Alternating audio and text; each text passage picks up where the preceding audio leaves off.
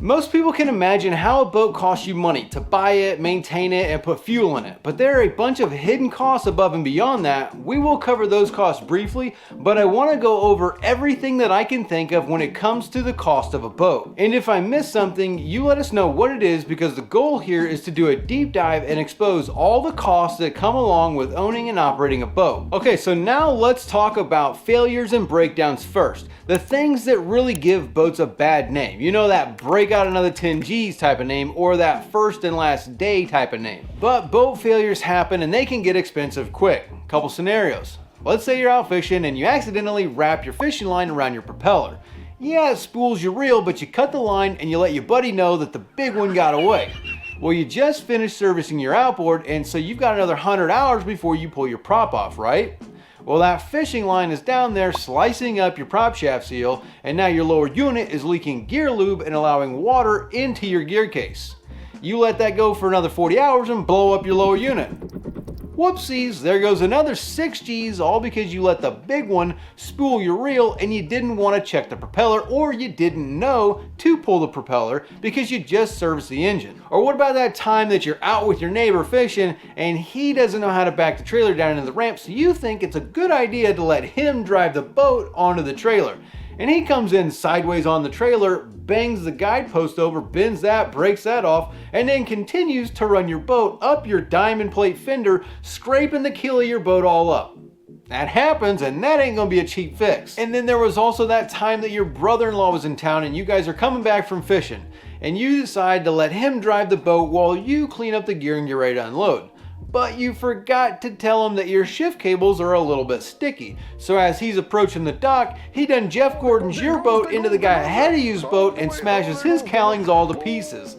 Now that's gonna cost you a lot of money, and so repairs and failures can get expensive really quickly and add up. Obviously, each one of these scenarios are outside of your normal wear and tear items, but each one of these situations has happened, and so it is important to understand failures and accidents happen, and they do cost a lot of money when it comes to a boat.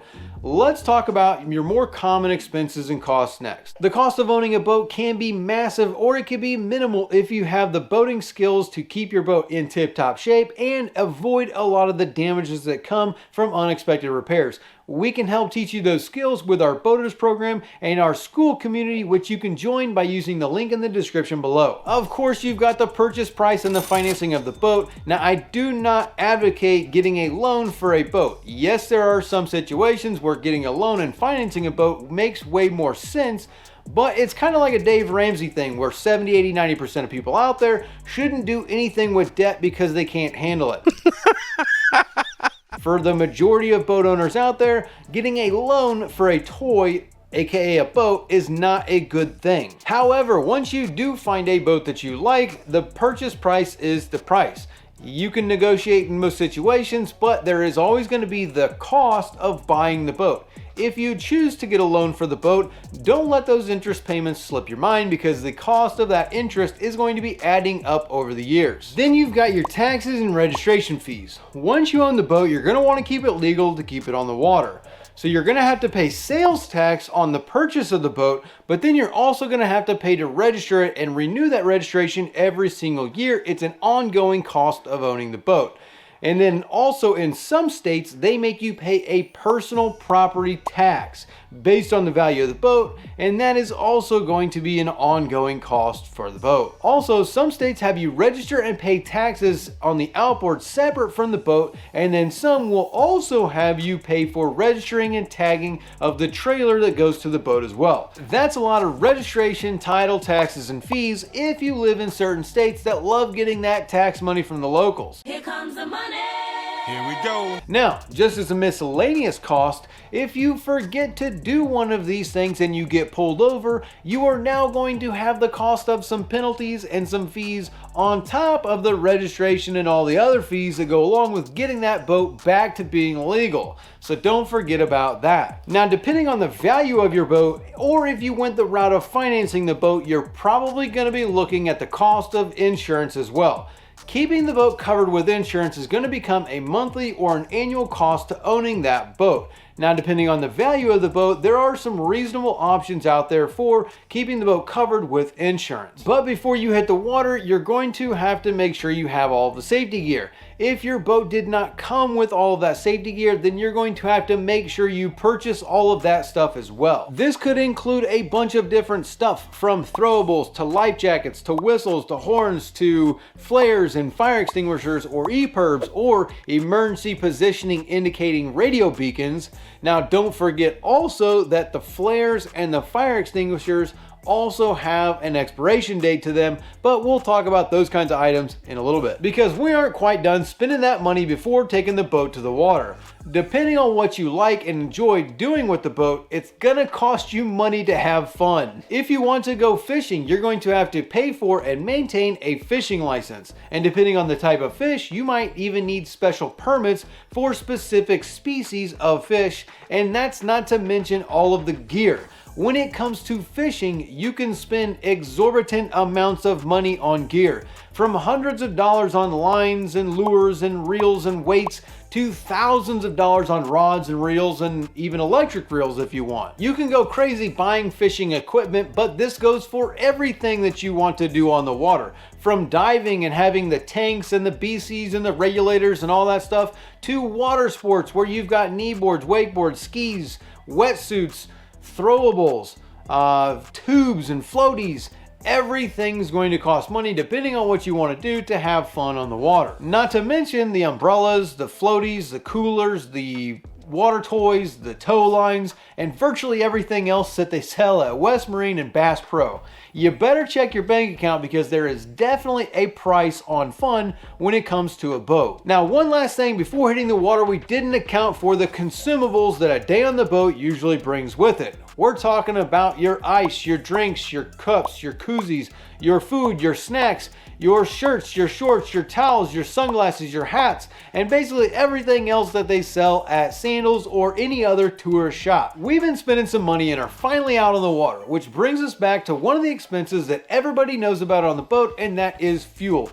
Boats burn fuel, and some boats love gasoline more than other boats. So depending on how fast you want to go, or in other words, how fast can you really afford to go, fuel costs can rack up pretty quickly. Now, once we come off of the water though, we gotta stop by Walmart and pick up some cleaning supplies. The brushes, the soaps, the buckets, the waxes, the microfiber cloths. You're gonna be spending money on cleaning supplies all throughout the year. And then once you've been running around for say 100 hours, now we gotta fork out some cash for the maintenance. One thing that will kill a boat quicker than sitting is lack of maintenance. We've got fuel filters, oil filters, thermostats, spark plugs, anodes, impellers, gear lube, seals, lubrication, grease. All this needs to be paid for if you want to keep your engine running. All of that's going to add up pretty quickly, but that doesn't include all of the wear and tear items as well. These are going to be the things that are going to poop out on you along the way, which are going to need to be paid for and replaced throughout the years of owning the boat. The boat's batteries are going to wear out and the cushions are going to fail. The bimini tops or the T-top canvas will also wear out. Your fenders or bumpers, your dock lines, your anchor lines, your tow lines, the lights, the bulbs, all of these items are going to wear out and need to be replaced, and we haven't even discussed the trailer yet. Because we've got the trailer lights, the tires, the hubs, the leaf springs, the bunks, the jacks, the winches. All of these are going to wear out and need to be replaced at some point in time. So don't let the wear and tear items surprise you when they pop up throughout the years, costing you more money in order to keep that boat on the water. Now, we didn't really talk about storage yet either, because just like maintenance, you've got storage costs that will go above and beyond just putting the boat on the trailer and parking it next to your house, especially if you don't even have that luxury. Because if you don't have that luxury, then you're going to be paying for storage costs. Whether that be a yard, a boat shop, a boatyard, a marina, Or if you're traveling, you're gonna have slip costs and mooring costs and the expensive amenities that come along with that. So no matter what, you're gonna have to pay to store that boat somewhere, regardless if you're using it or not. And if you're storing it seasonally, you're gonna have the cost of winterization or summerization, depending on the location of where you are storing the boat. So don't forget about that cost either. And with that location, you might have to buy a cover as well, because you don't want the boat to spend the winter with rain, snow, water melting and freezing in your boat in places that you didn't know it was getting into. It's going to be popping your drains, your bilge pump cages,